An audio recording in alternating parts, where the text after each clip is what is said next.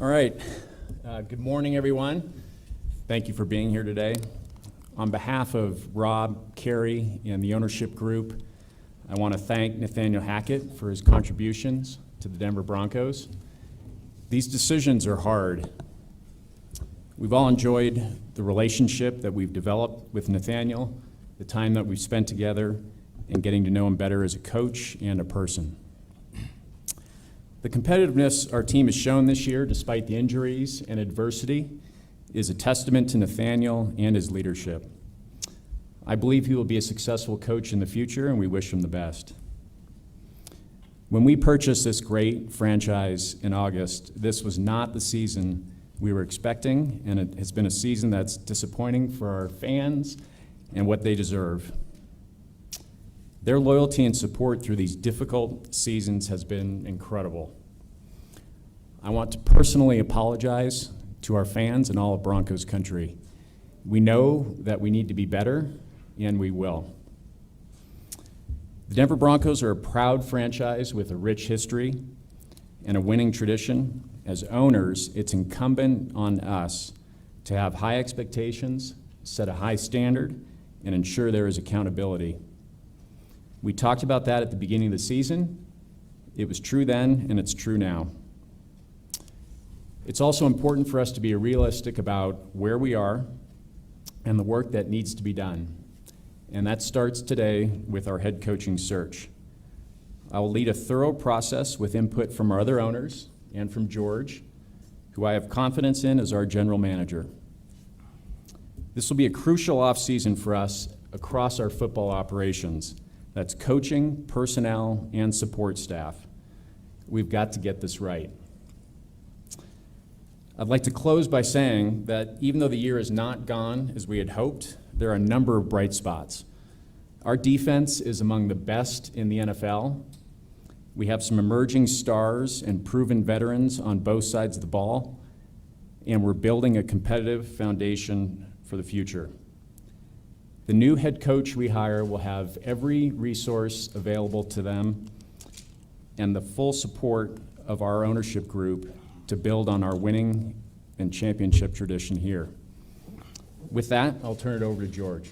Thank you, Greg. And I also want to extend my sincere appreciation to Nathaniel, for his hard work and contributions to the Broncos.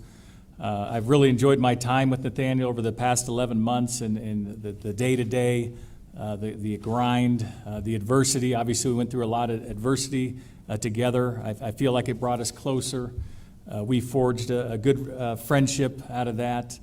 The thing about Nathaniel, no matter how tough the times, he stayed the course, and he kept our team together. And when you lose 8 one-score games and you're out of the playoffs, it's hard to keep your team together. These guys fought for Nathaniel, and that's a credit to him, and that's a credit to his staff, and so I appreciate them. Nathaniel's a very good football coach, and he's even a better person, and it just didn't work out here, and that's on me. And as I told the players yesterday, I take full responsibility for where we are as a football team. I brought in the head coach. I brought in most of the players. Those are my decisions, and there's no one to blame but me. And I just want to be clear. This isn't just about the coaching. This isn't just about Nathaniel.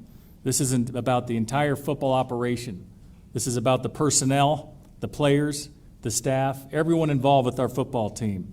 It has to be better across the board. I have to be better. We have a lot of work to do, and as I told the players and our staff yesterday, we're all being evaluated. Our record this year, and especially our performance on Sunday, is not what we're about. Sunday's game was unacceptable. It was embarrassing for everyone associated with this team. We have a lot of, it's nowhere close to our standard.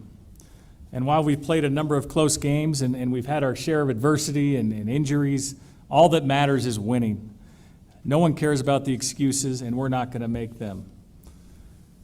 We selected Jerry Rosberg as our interim head coach for the remaining 2 games. And Jerry, we're fortunate Jerry was available week 3 when we brought him along to help us with some game management.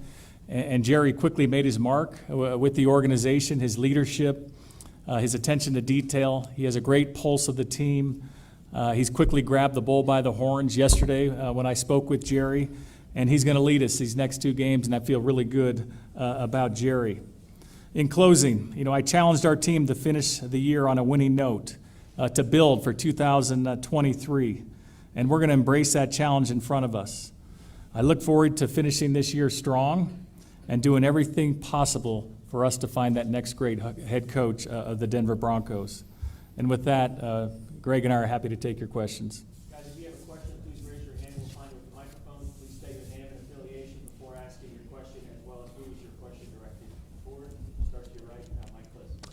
Yes, Mike Kliss with 9 News. Greg and George, I'll start with Greg.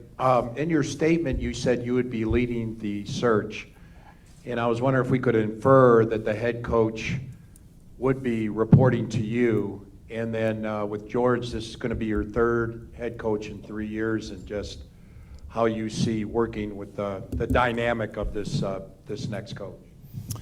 Yes, the new head coach will report to me, which is a more typical structure in the NFL.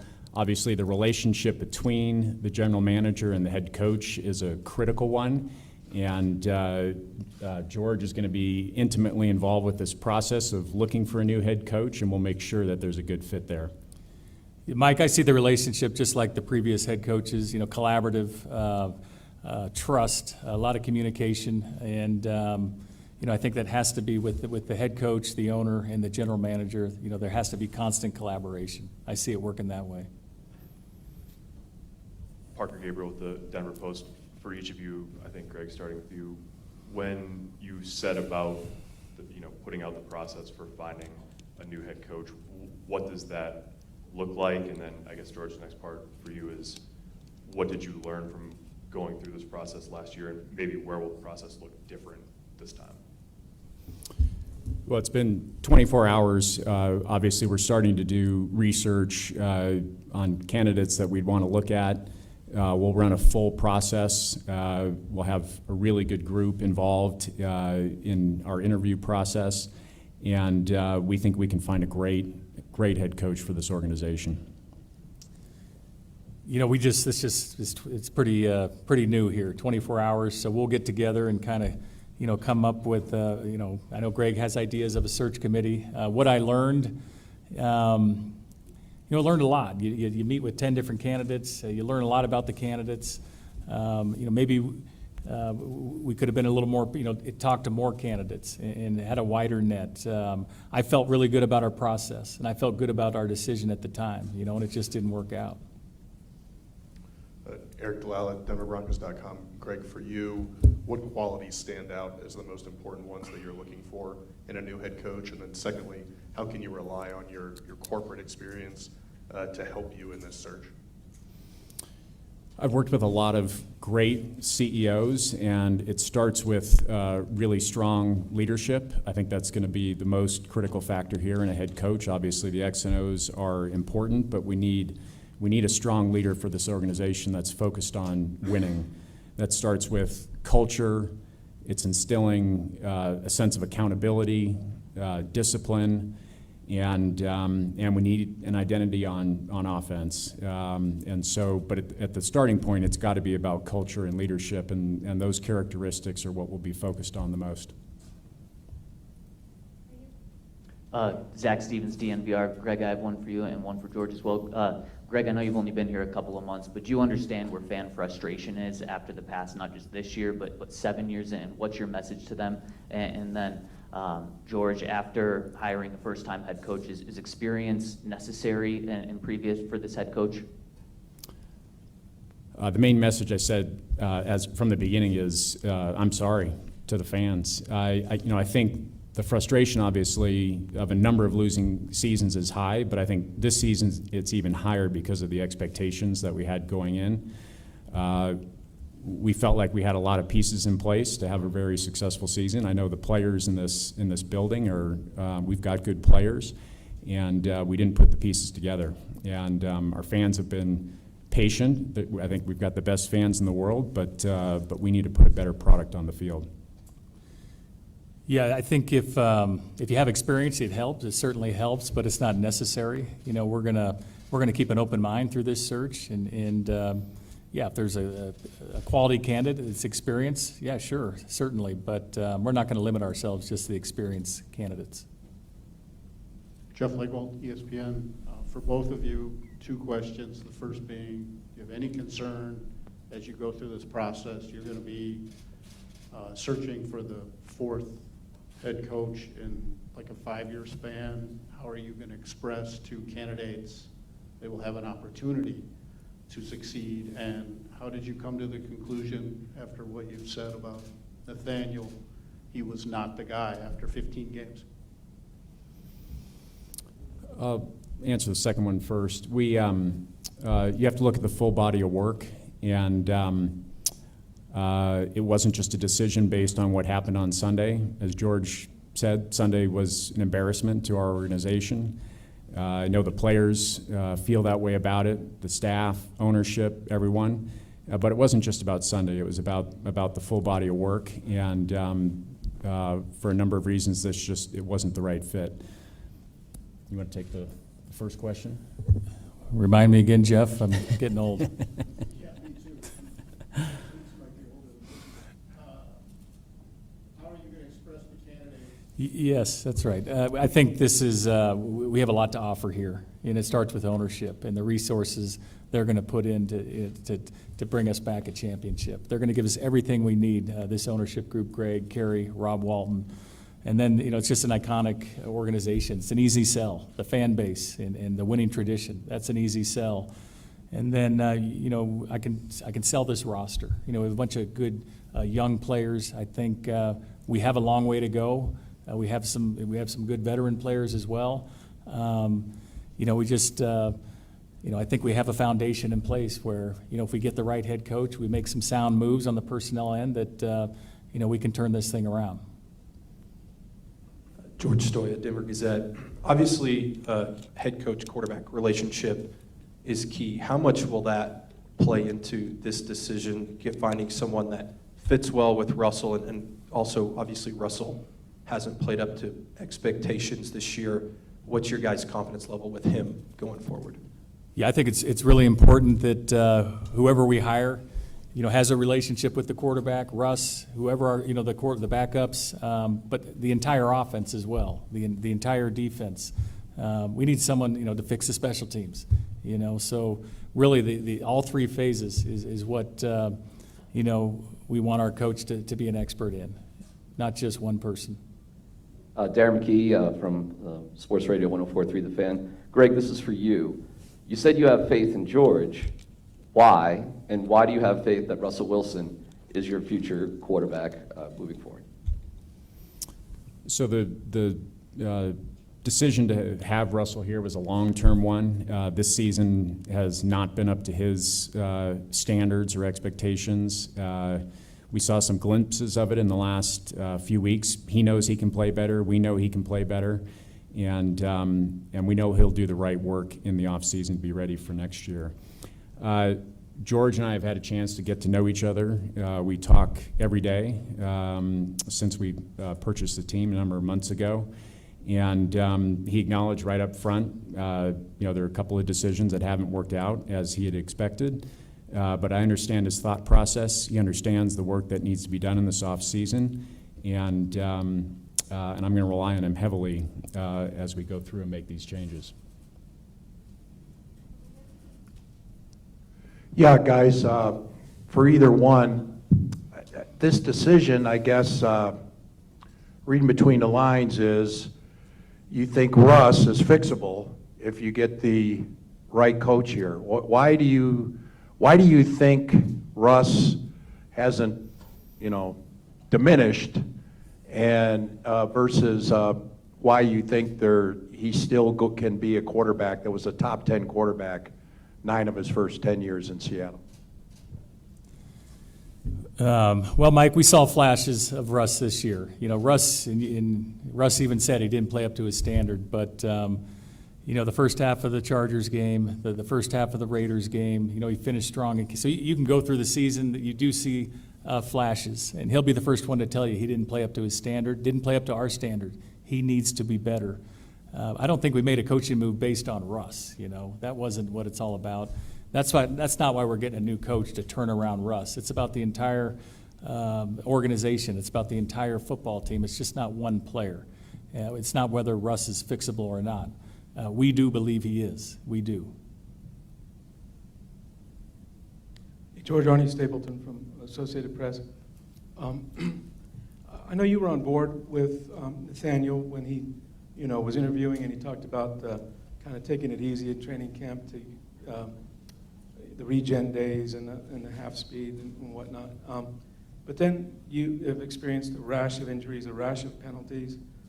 And I'm wondering if you think that maybe they weren't calloused for the season, and will you change your criteria in your head coaching search this year, given all that happened with Nathaniel, being kind of a player's coach and all his philosophies? Will you kind of go the other way, so to speak, in what you're looking for in a head coach?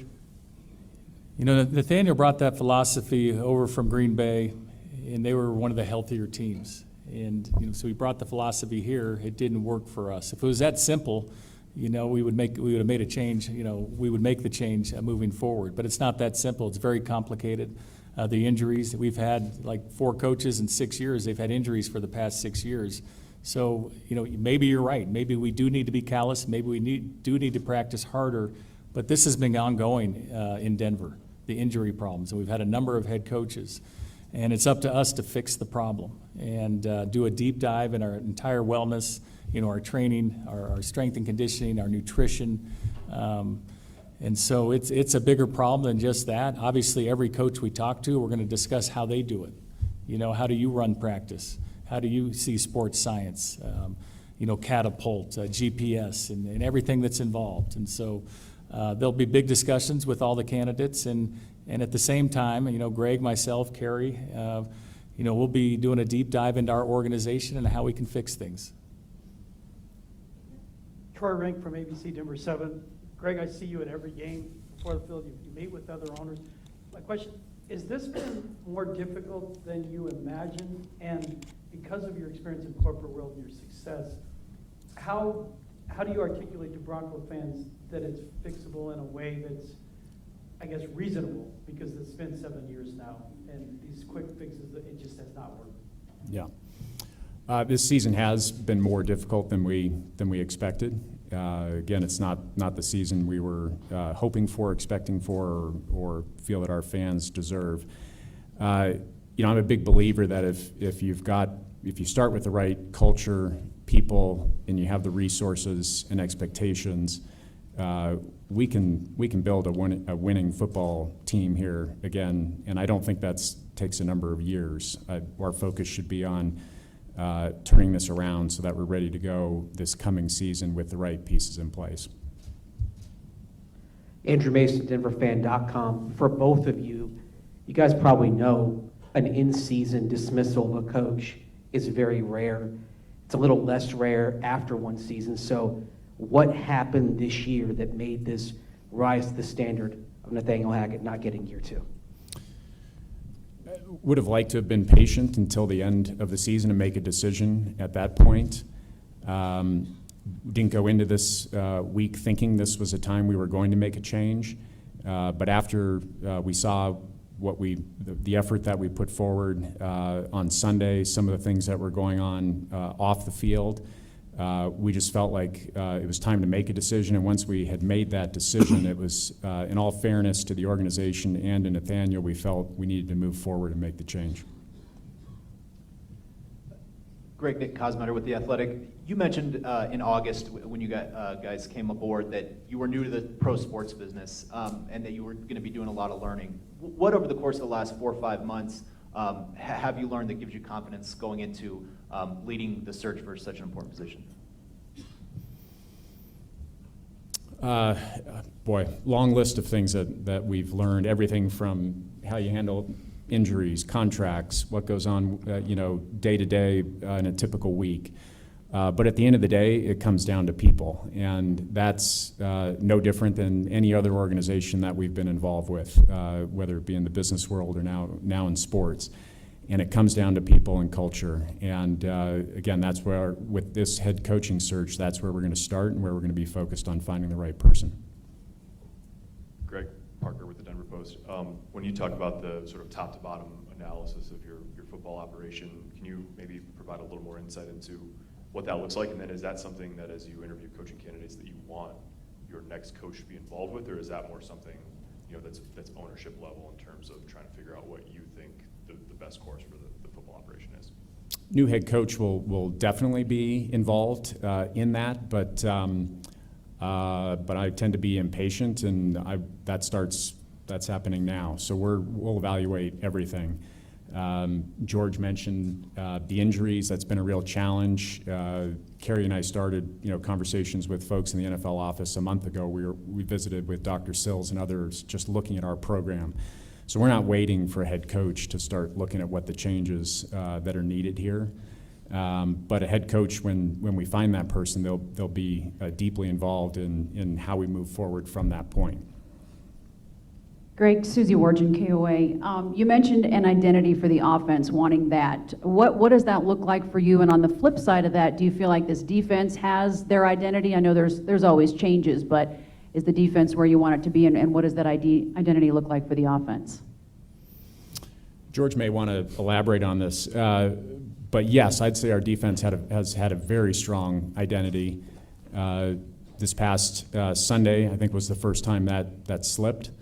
On offense, it feels, again, I'm new to this, but as we watch the team week to week, even in game, there were times where there was not consistency, and so the focus needs to be on, with a coach that comes in here, establishing what we want to be on offense, build the players and the scheme and the approach and culture around that. And I didn't see that consistency this year.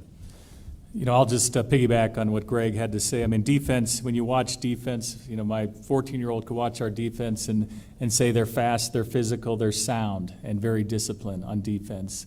And offense, it just changes from week to week. We didn't feel like, and a lot of it's with injuries, and we really didn't have a foundation, an identity, a little bit of a hodgepodge, and that's again, a lot of that has to do with injuries, but just didn't feel like we could ever get that identity. Some games we could run it, other games, we weren't consistent running it. We were never really consistent throwing it, and so we just didn't have that identity, and we really don't have an identity on special teams either, and we need to create that.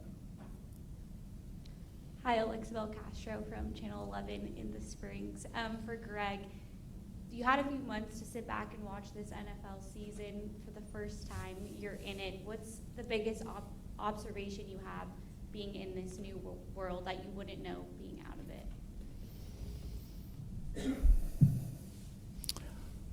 I had a good sense coming in of how powerful the NFL brand is and the allure of the teams and fans, but to see it firsthand starting in the preseason and to have so many of our fans show up for those preseason games that they're meaningful because it's the first time that the fans get a glimpse at the players, but they obviously don't mean anything in terms of the grand scheme of things and the record. And to see the passion of the fans for those games was really interesting to me, and that's carried throughout the year. This is the most amazing game, and we've got one of the most incredible franchises in the history here to build from. Justin Adams, CBS News, Colorado. This is for you, Mr. Pinner. Building up a winning culture starts with the ownership first, and then it goes down to the general manager from there. As you go through this coaching search, how will you ensure that you have the winning culture ready to go for this team, just so that the general manager and also that the players can be able to be successful? I think you're right. I think it does start with ownership, and the ownership being clear about what the expectations are, what the standard is. Part of this decision was seeing something that wasn't up to our standard and making the decision to move forward and have that clear to the whole organization. In terms of the head coaching search, our owners, Rob will be involved, Carrie, Condoleezza. Condi has great experience actually doing football searches. She was just a part of the Stanford football head coach search. And so we'll have a group of the owners that understand what our expectations are, and we'll be looking for that in the new head coach. Jeff Legwald, for both of you, this is now 3 consecutive first-time head coaches that have been dismissed. Will that impact your search in any way? And will you consider any candidates who are currently on staff? Yeah, we'll consider, we hope to interview Ejiro Evero for the position. I think I mentioned earlier, obviously experience is helpful, especially based on where we're at as a football team, but we're not going to limit ourselves. There's so many other good candidates. And so we're just excited to speak with them all and, look forward to the process. Thank you all. Thank you.